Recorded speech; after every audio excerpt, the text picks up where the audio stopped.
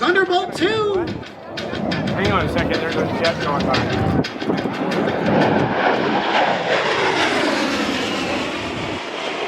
Captain Full pulls back on the stick, sending the A10 straight into the vertical, showcasing the Hog's power and maneuverability in all attitudes of flight.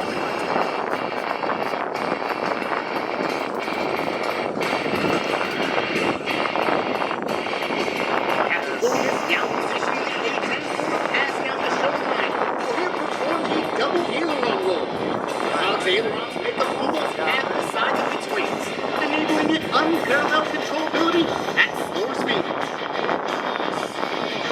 From the left, the gator roll.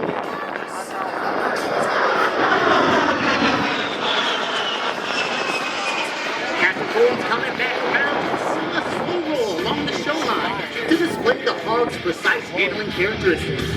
As he rolls, you will notice a heritage jungle paint scheme inspired by the F-105 Thunderbolt II, operated by the 355th Tactical Fighter Wing during the Vietnam War. Known as the Thud, F-105s were the dominant attack aircraft during this conflict.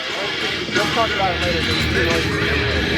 From the right, the slow roll.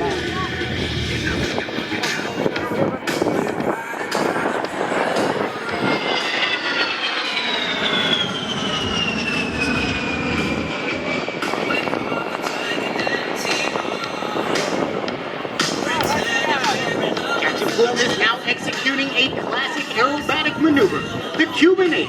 It's the A-10's remarkable maneuverability that enables it to perform its close air support mission, twisting and turning low over the battlefield.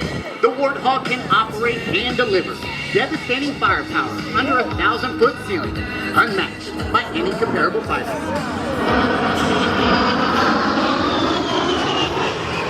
The A-10's turbofan engines add more than just power to its performance.